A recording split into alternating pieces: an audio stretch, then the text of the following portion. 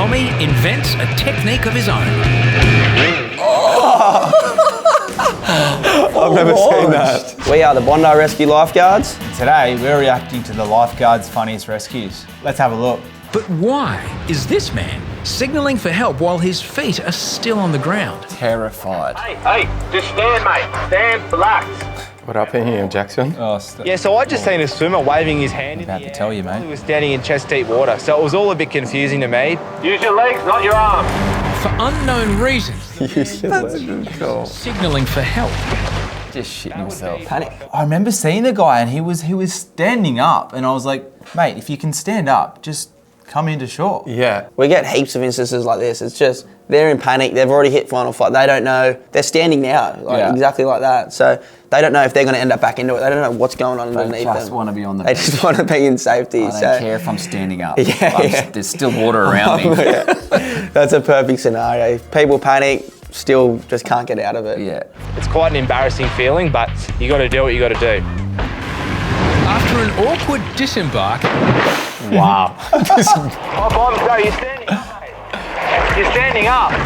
Calvin Oh, No. I feel No so way. bad. You'll see in a second why I feel bad. I was a bit rude to him out there. Yeah, you could. For those at home, I'm not usually that rude. I'll usually be pretty kind if I do happen to rescue you one day. I lost my blood. It's all good. No, I mean, I lost my blood. All good, brother. Oh, he lost his glasses. Down.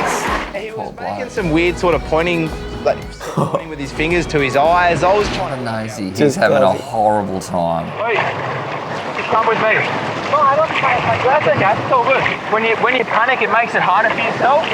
So, it's a deep breath. Oh, God, I feel so rude. Where I got you. Still, at this point, I didn't know that he was saying to me, I've lost my glasses. I just thought he was an idiot. I was like, you could have just walked in and, anyway. If I could have my time back, I feel really horrible rewatching this. I think it was when we actually got in that I realised that Calvin was nearly blind. You hear of people, like, there's such a language barrier as well. Sometimes you tell people on the megaphone, don't swim here. Like, you've heard of people that are deaf that can't hear you. Like, and then that's just another one. He can't even see just because he went in the water. Yeah, with his like glass. he's saying come to shore. He doesn't know where shore is. yeah, where we're Mate, going. I'm going where I am. He's not asking for help. He's just throwing his hands Fully, up, going, where's my where's in front of me? Maxi spots a pair of swimmers in trouble in the north corner. Probably in north corner. Yeah, you must. I'm here. Grabbed the board off the trailer and paddled out there and grabbed him. It's about time you had a crack. The swimmer manages to stay afloat, but his friend is going under. Oh, no. Oh, you're moving there, brother. You're drowning, Jackson. Wow, that's full on. Look at Maxi. How the hell did he beat you out? You're on a jet ski, mate, and Maxi beat you Oh, I was out. south, you know, Jeez like, Louise. well, they're not Ferraris, these rescues. Yeah, as I was paddling out there, I noticed he had the big Ray-Bans on, like, you know, Bellucci and brothers. Rescues are the same, but some stand out more. You know, over the years doing rescues, see all different types of people, but I never thought I'd see the Blues brothers drowning. Blues Brothers.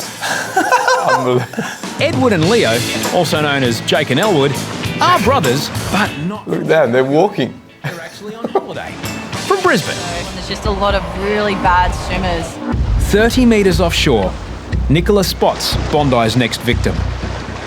The man is physically large, so head lifeguard Hoppo calls the jet ski for backup. Get on! Get on! As Nicola's instructions are lost in translation, lifeguard and swimmer are quickly swept further from shore.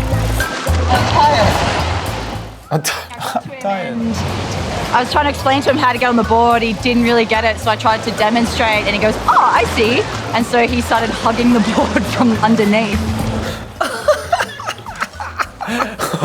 You know what? That's close enough. So. Can he just hold on? Oh, look at him. Min is from Taiwan. While his approach may be innovative, Look at that. Min's underside board hug technique isn't helping him or Nicola make it back to shore. He's having the time of his life, but Good camera view. I want to see his eyeballs. Hoppo's going into a couple others there. More swimmers nearby, Min is offered the express service with Mario.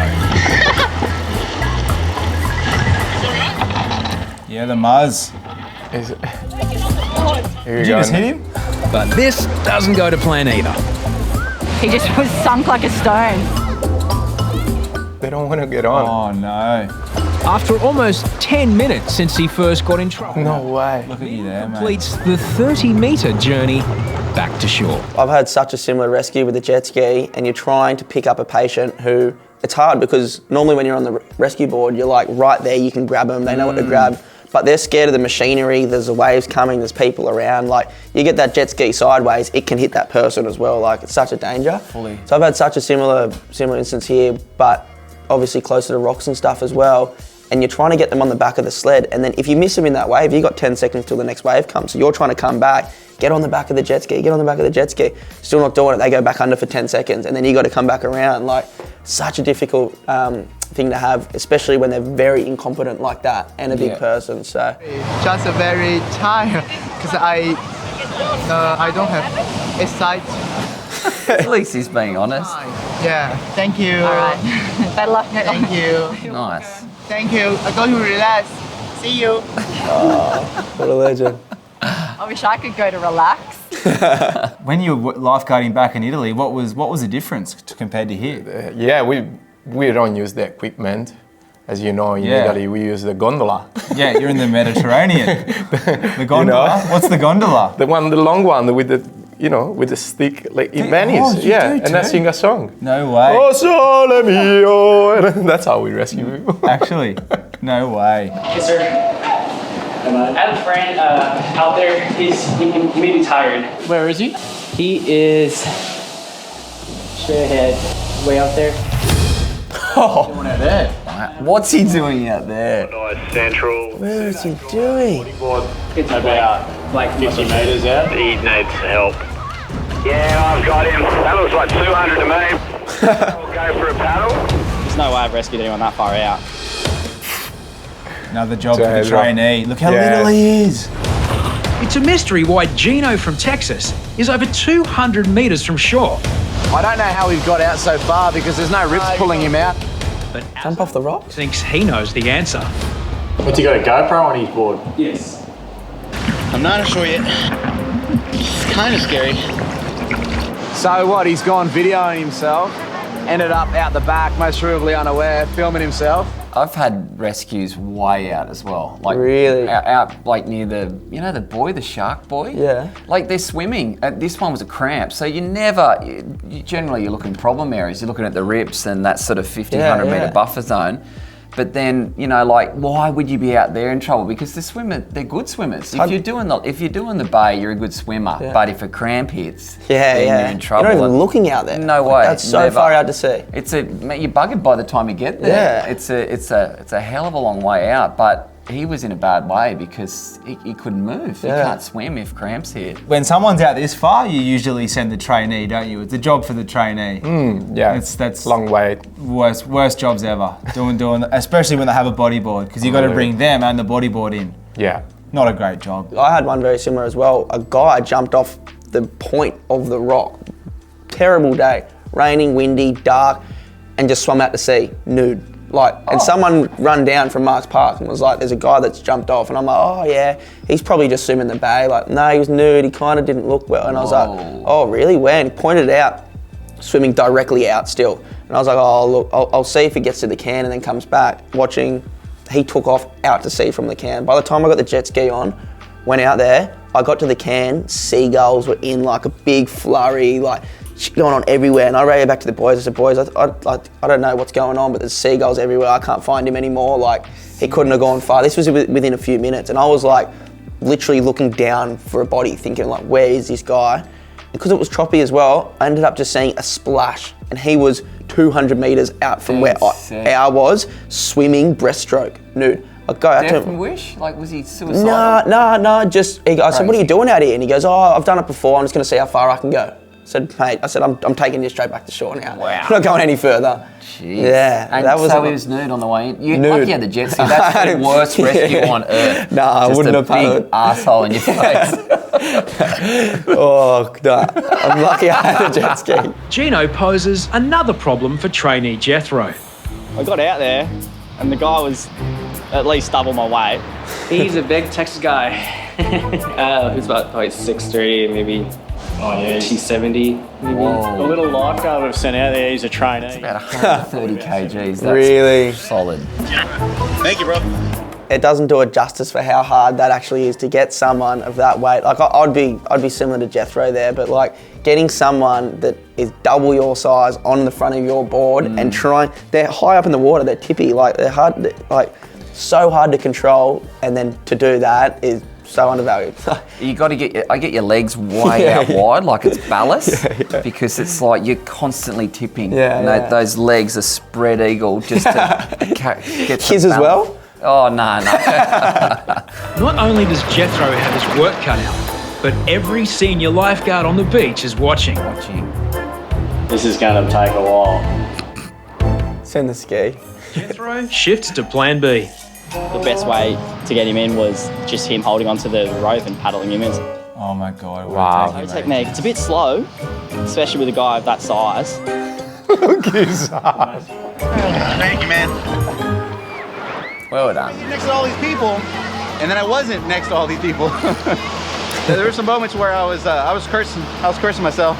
We're definitely at least a quarter of the way to New Zealand there. I've never seen anyone that far out. Blick has 3 patients on one board, but their panicking makes the situation worse. It's such a difference as well how the patient is. One of the first things I'll say when you get there, it's okay. Even if I'm shitting myself as well, I'm just telling them it's going to be fine, don't worry, because if you can communicate, plus all the oxygen that gets burned, but you get out there and they're going, help me, I'm dying. Oh, it's just near impossible to actually articulate what needs to happen. I agree. And it's the first move when you get them on the board. If they're calm and you can get them on the board properly before a wave comes, like you can get them in within the minute. Like if they're fart-assing around and just rolling and stuff and you're getting in the whitewash and then you're far out, like it just escalates the situation so much more if they're panicking. To be fair, they think they're dying. I don't blame them for reacting like that, but it's like, please take a breath, it's okay. You know that you're always going to be backed up in this job, no matter what. For sure. One of you come here. Come here. The situation is finally in hand. Then Blick decides on an unconventional rescue technique.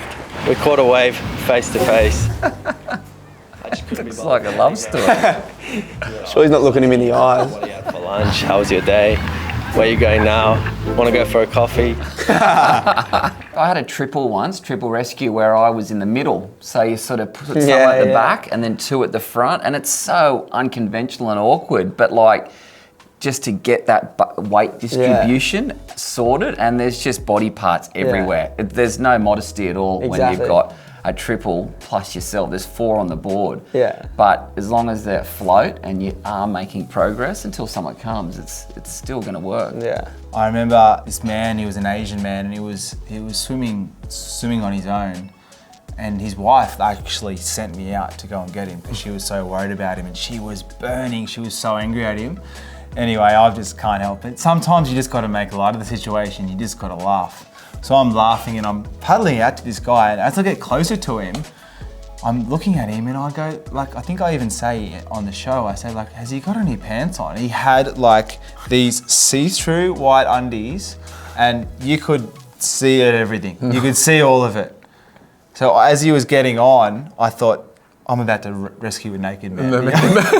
And then when he finally got on, they were like, white undies, and they go see-through when they get wet. Oh my God. And then, you know how we paddle in, so I had to paddle with this guy's bum in my face. Wow. Yeah, that was the weirdest one I've done. And I'll never forget that one. I wouldn't mind doing a rescue, I want to get wet, so... So I was sitting in the Rhino with Matty D down the southern end of the beach, and we glanced over and noticed a classic example of boogie board wrestling. Boogie board wrestling came about a couple of years ago when we just noticed abundance of non-swimming tourists jiu-jitsu with their bodyboards to stay above. So foreign to him. Hold on to his board. Excuse me, sir. Just hold on to your board. Are you kidding me? To your board. Hold on to your boogie board.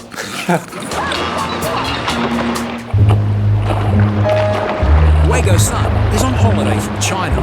His wife photographs this chapter of their... His wife is... That's the best.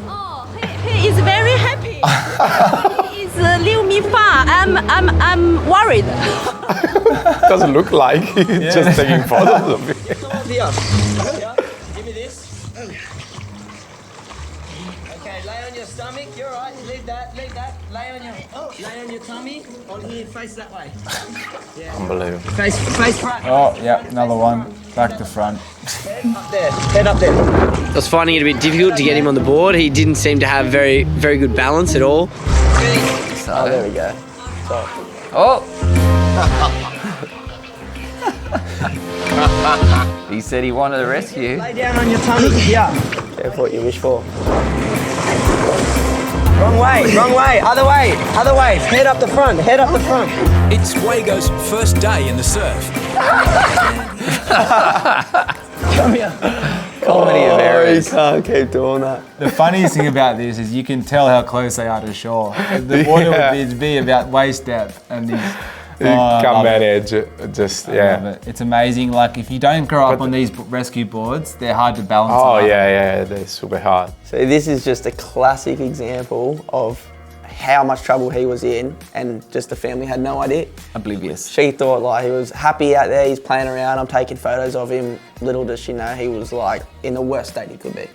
Yeah, he was completely out of control. Yeah, and how many times does that happen? Like every time we're working, like sometimes you get the kid in the rip and then they're looking and then family's just standing there, like, what are you watching? Like your kid is literally sandcastle. Have you seen this sandcastle? What are you talking about? So, yeah. How many rescues have you done in like a max day? Oh, on a busy day, I reckon like 25 easy rescues. It's just relentless. Every 10 minutes you go on one rip. I find like I reckon so, 30, that's like 150 across the board. For sure. And I think the first few, it's like, it's okay, and come in, and I'm all right. And then at the end of the day, I've rescued the same person twice, and like that, all the customer service goes out the door then, because like you've mentioned, even like, I don't mind if I've told them to get out of a certain area and then they get in a rip, I go, oh, remember me? I'm the one yelling at you for the last 10 minutes. Yeah, I like exactly that. I've lost my temper. Like you get a busy day,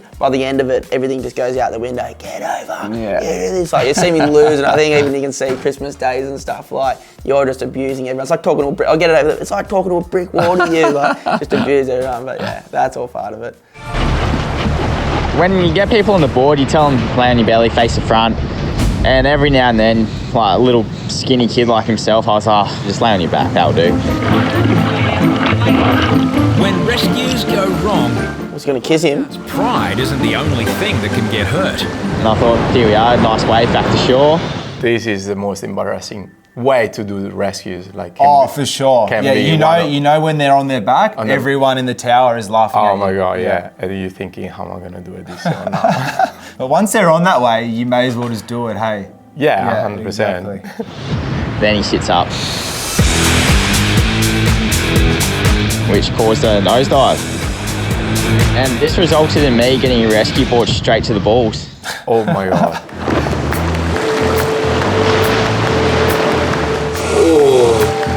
I thought, oh no, the balloons have popped. Got me good. 15 minutes later, Tommy gets a second chance to strut his stuff in front of the team. It's just fallen off the back of that bank in the south corner. Got to Haitian and I realised he's a big bugger. So I got him on the board. He's got him now. And started paddling back, and here comes a wave, and I thought, beauty, straight back to shore. Probably about half a second before the wave hit, I thought, oh, this guy's a bit far forward actually. Yeah. It's so hard. You've got to pull them way back, especially when the wave's a little bit sucky. And that bloody camera weighs.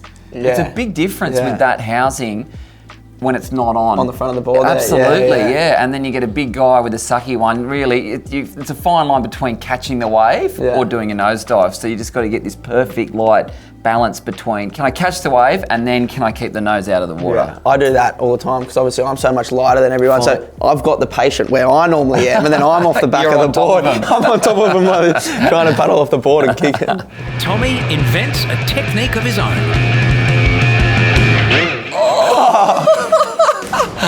I've never seen that. Thoughts was, how the hell did I just do that? And I just felt this. He's lucky he didn't hit his head on the camera. Taken off. He held on as well. I was pretty high. Well, what goes up must come down. That's a classic. Good one. Thanks for watching. Check out the Bondi Rescue channel for more videos like this.